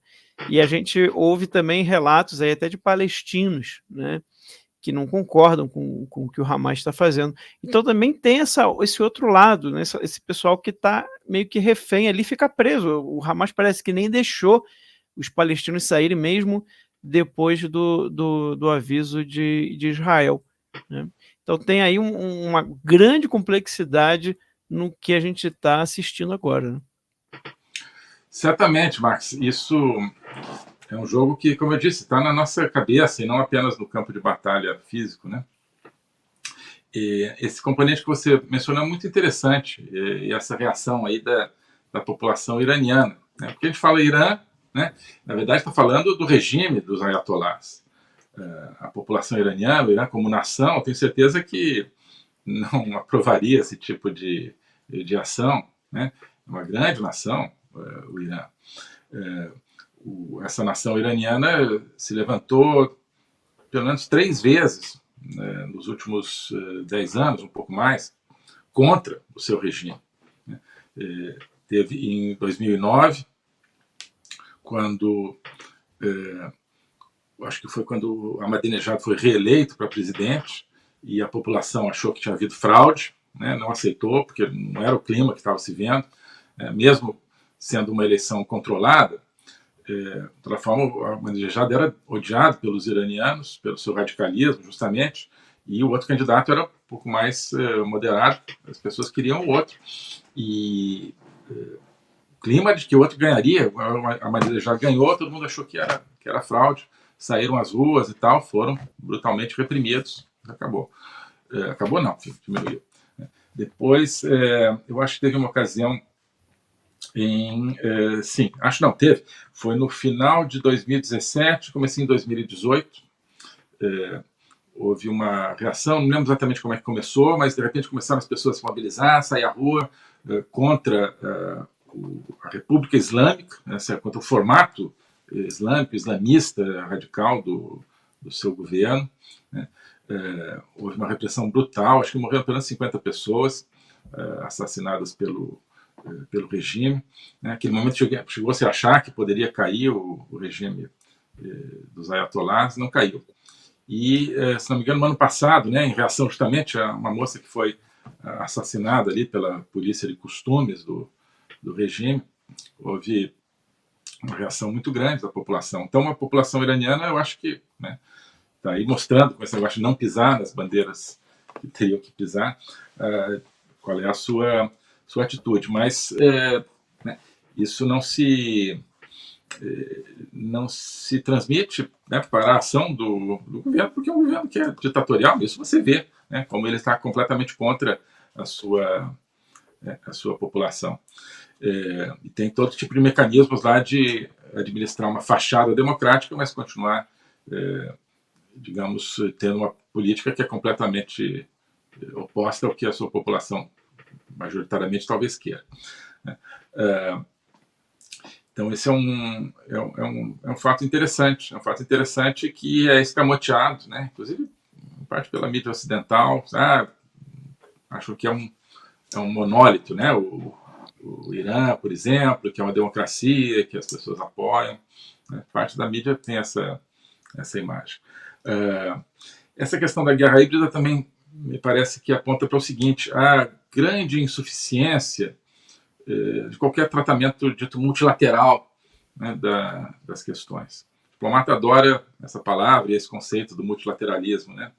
Mas multilateralismo já não funciona muito, porque depende de uma série de circunstâncias. Acho que é um elemento importante da vida internacional, mas não pode ser o único, de forma nenhuma. Mas, enfim, ele funciona um pouco quando você tem, quer dizer, multilateral, muitos lados. Quem são esses lados? São países, né, que se sentam e negociam. Quando você tem uma guerra híbrida, onde você tem todo tipo de atores atuando, grande parte a mando de estados ditatoriais, mas sem revelá-lo, como é que você vai fazer? Como é que você vai ter um tratamento multilateral? Né? Você vai colocar lá o Irã, o Hamas, o Hezbollah, a emissora RT, que faz propaganda russa, né? Os coiotes que fazem imigração ilegal para os Estados Unidos, levando também terroristas, além de levar droga e imigrantes ilegais. Né? Fala, representante dos coiotes, agora fala. Tá bom. Né? O representante do terrorista de não sei aonde, agora você fala, eu acho tal coisa. Não existe isso. Né? Então, o tratamento multilateral é um pouco uma ficção. Você vai sentar lá o Irã, fala, Irã, eu quero paz e tal, e tá bom. Né? Claro que não vão reconhecer que eles estão promovendo a guerra, o ataque do Hamas, né? Muito menos a Rússia também. Então, qual é né? Não permite um avanço efetivo. Sabe? De modo que a gente tem que, talvez, usar quer dizer, aprofundar nossa percepção dessas várias camadas que estão envolvidas, né? A população, os grupos armados, os estados, né? A comunicação, para, pelo menos, começar a entender que não é uma questão interestatal, né, que tem que ser resolvida.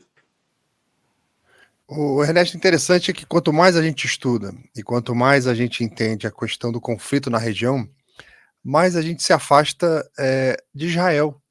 Você vê que o problema não está dentro de Israel, né? Você, para explicar o que está acontecendo ali, a gente tem que sair das fronteiras, você tem que explicar o vizinho. É como se a gente assistisse uma briga de duas pessoas na rua. Aí eu não sou do bairro, tô passando por aí. Duas pessoas brigaram. Aí você fala, separa a briga aí e tal. Aí o pessoal, cara, não é bem assim, olha só. Eles são vizinhos daquele prédio ali, né? O pai dele, que é dono da padaria, cara, brigou a vida inteira com o pai do outro, que é dono do mercado, né? E ele pegou, saiu com a mulher dele. Aí o primo, aí vai uma explicação, vai, você vai saindo e o negócio é complexo, né? Então você vê que em geopolítica você não tem uma explicação fácil, você não tem respostas rápidas, você tem que realmente analisar todo o contexto e ver que é realmente um tabuleiro que não é nem do tamanho de um tabuleiro de xadrez, ele é muito maior do que um tabuleiro de xadrez, tem muito mais peças do que o xadrez, e elas se movimentam o tempo todo, elas estão o tempo inteiro se mexendo. E às vezes aquela peça que era uma rainha, que movimentava em determinado sentido, vira cavalo, o peão vira bispo, e isso é muito complexo. Então o que você tem que fazer? Acompanhar isso aí do ponto de vista de Estado, né? Você tem que seguir em frente fazendo a coisa certa, você tem que acompanhar, você tem que ver o que é a vontade, a cultura e o desejo do seu povo, e aquilo tem que ser uma coisa constante, você tem que ter bons aliados. Então você vai ver que a questão da região é muito diferente do nosso dia a dia, né, da nossa vida, do que a gente faz pessoalmente. Você também tem que ter bons aliados, você tem que ter uma constância, você tem que respeitar tradições, você tem que respeitar teu vizinho. E outro detalhe, Laudelino, que você está falando aí, é a importância de escolher bem seus governantes. Porque o que você está escolhendo não é só 4 anos. Verdade. Você está escolhendo, botando pessoas num lugar de autoridade que elas vão tomar decisões que vão influenciar gerações. E eu vejo o Brasil hoje com uma oportunidade assim completamente jogada na lata do lixo, desperdiçada, porque a gente hoje poderia estar tomando um papel de conciliação muito forte, né? O Ernesto, eu me lembro na época do governo Bolsonaro que vocês construíram fortes relações com a Índia, fortes relações com a Arábia Saudita, fortes relações com Israel, fortes relações com o próprio Estados Unidos. Bilateral. Então, pois é, então imagina agora se essas mesmas pessoas pudessem atuar nesse momento desse xadrez. Uma coalizão positiva, né? Uma coalizão positiva, talvez até colocando aí bases, fundamentos para solucionar uma boa parte desse problema que a gente está vendo, e a coisa não escalar. E o Brasil ser conhecido como um país que tem um papel aí conciliatório. Ou seja, você está dizendo que nós tínhamos um governo que ia chegar naquela briga de rua e falar, separa aí ou para com isso e tal. E hoje a gente tem um governo que fala assim, eu não deixava, hein? É tipo isso. Tipo isso, que na verdade ele é amigo do cara que tá matando o outro, entendeu? Ele sempre foi amigo do cara ali que deu a louca e saiu explodindo. Vai ver. E aí ele tem medo até de falar mal, entendeu? Verdade. A gente está vendo uma vergonha da grande mídia que é incapaz de chamar terrorista de terrorista. Pelo nome, Querendo chamar de milícia. Gente, milícia é quem pega alvos militares, alvos estratégicos. Quem entra na casa das pessoas e executa pessoas, e agora a gente já viu até que mataram bebês, quem faz esse tipo de coisa, isso é terrorismo, isso é provocar terror na população. Ernesto, o papo aqui tá muito bom, assim, eu teria vontade, acho que tem muitas coisas até que eu queria perguntar, não deu tempo, provavelmente a gente vai ter que fazer depois uma outra vez aqui, revisão, né? Para trazer você de novo aqui no podcast. 2 coisas, as suas considerações finais, seus comentários finais, e conta para o pessoal também aonde que as pessoas podem te encontrar, né? Quais os trabalhos que você está fazendo, quais as suas redes, plataforma, onde que as pessoas podem encontrar o Ernesto Araújo. Perfeito, Max. Não, pois é, vontade de passar o dia aqui falando sobre coisas tão importantes, embora tão trágicas, né? Mas justamente para entendê-las e com muita saudade, né, da gente fazer programas juntos aí, já tivemos juntos, inclusive, Exato. no Código-Fonte, né, Max, e com o Laudelino também. Tem uma produção, inclusive literária, tão fantástica que as pessoas precisam, quem ainda não conhece, precisa conhecer, né? Mas sobre o que eu estou trabalhando, enfim, há um ano já, um pouco mais, eu estou ministrando aí o curso de Logopolítica, né? Que é a visão da política, seja política interna, seja geopolítica, a partir de uma perspectiva mais ampla, que é a perspectiva do Logos. O Logos é a palavra, a comunicação, o pensamento, né? E isso é o que a gente precisa, porque, né, a guerra hoje está, sobretudo, nas nossas mentes, né, aquilo que a gente está falando.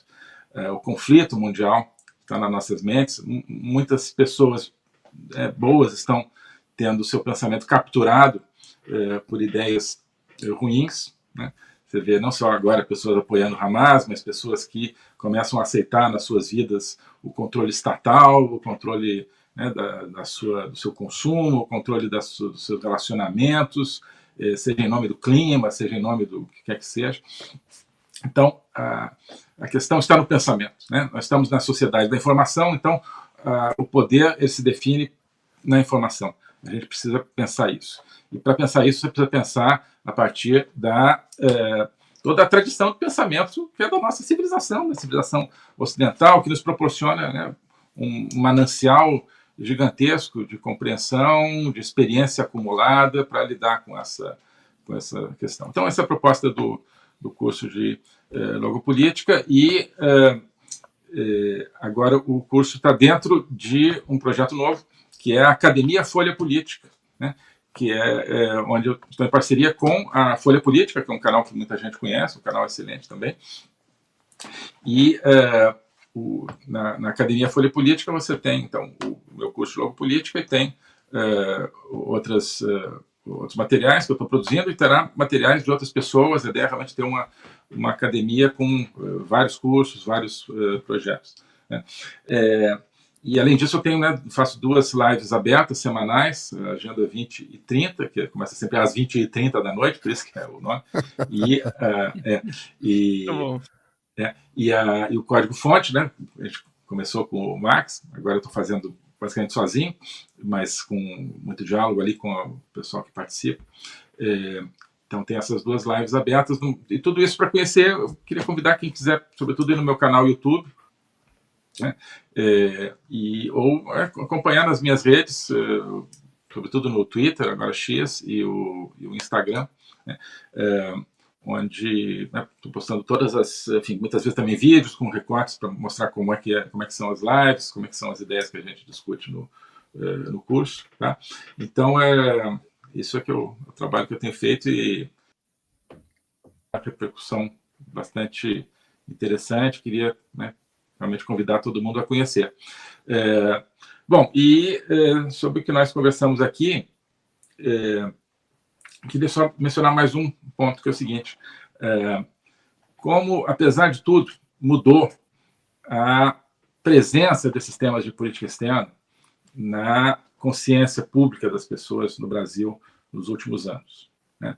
Então, eu acho que para isso contribuiu muito a determinação, né, que eu tive junto com o presidente Bolsonaro, sob a orientação dele, de fazer uma política externa diferente, porque isso colocou essa política externa na discussão das pessoas, colocou o mundo muito mais próximo, né, acho que do dia a dia, do que era antes, né? Política externa não é uma coisa de diplomatas entre diplomatas. Esse foi sempre um dos meus princípios, né? E eu procurei estar sempre presente, né, nas redes, né, com palestras, com entrevistas, mas, sobretudo, né, nas novas mídias, colocando isso. Eu acho que isso contribuiu, talvez, não estou dizendo que foi só isso, mas contribuiu muito para que hoje nós tenhamos muito mais atenção para esses temas, como agora a gente está vendo com o tema de Israel, muito mais complexidade na visão das pessoas, não comprando uma narrativa única, né? As pessoas não estão mais, o que a Globo está falando? Então o que a Globo está falando é o que eu penso. Não, né? Já não é mais assim. Eu acho que isso está ficando claro nesse debate, nesses últimos dias, né? Opiniões de todos os tipos, de todos os lados, e o papel das redes. Então, eu fico triste, por exemplo, que o Itamaraty nunca mais teve, os ministros que me sucederam, né, não tiveram participação nenhuma em rede social, aquele ministro antigo ali que fica lá fechado e tal, não fala nada, mal dá entrevista, né, mal dá, de vez em quando tem medo da imprensa, né, e tem medo do público, né, é o contrário, então, vamos abrir isso aqui. Claro, quando você abre para discussão, né, tanto para quem gosta quanto para quem não gosta, mas isso é vital. Por quê? Porque a gente tem que ter uma política externa que reflita não a vontade dos diplomatas, não o establishmentzinho diplomático, né, e os professores de relações internacionais, é o povo brasileiro. O povo brasileiro. E como é que o povo brasileiro discute? Né? Com os mecanismos democráticos que hoje você tem de discussão, né? Nas redes, nos canais de informação. Essa é a verdadeira casa, eu acho que hoje, da democracia e do debate dos temas mundiais, que não são assim uma especialidade. Hoje vamos falar de botânica, vamos falar de cerâmica etrusca, hoje vamos falar de relações internacionais, como se fosse. Não, né? Relações internacionais está na sua vida, está na sua cabeça, como eu estava dizendo. Tem um bloco totalitário querendo tomar o poder no mundo. Isso significa que sua vida vai ser muito pior, vai ser diferente. Você não vai ter mais família, não vai ter mais liberdade. Isso é o que está acontecendo no mundo, né? E isso é que eu, enfim, procuro mostrar também, discutir no trabalho que eu faço, que eu mencionei aqui. E o que está sendo discutido hoje, eu acho que o trabalho que foi feito ali no governo Bolsonaro tem a ver com isso. Isso que eu queria comentar agora. Tá joia. Te agradece muito, Ernesto, você ter aceitado aqui o convite de participar. E a gente já deixa aí um convite para uma próxima vez, porque com certeza, pelo que a gente já está saindo aqui, já estava até averiguando algumas informações, mas são informações muito recentes para a gente comentar agora. Mas com certeza vai acontecer muita coisa ainda daqui para frente, e acho que a gente vai ter que ter outra rodada aqui com o Ernesto Araújo, viu? Foi maravilhoso. Acredito que o pessoal da família também gostou demais. Ernesto, muito, muito obrigado. E Laudelino, obrigado também. Obrigado, Max. Obrigado, Ernesto. Prazer. Uma honra mais uma vez falar contigo. Tá? E se Deus quiser, a gente se vê em breve. Prazer também. Um grande abraço e um abraço para todo mundo que nos assistiu aqui. Maravilha. Pessoal, então na semana que vem a gente tem mais um episódio do Pode Atualizar. Fiquem com Deus e até lá. Tchau, tchau.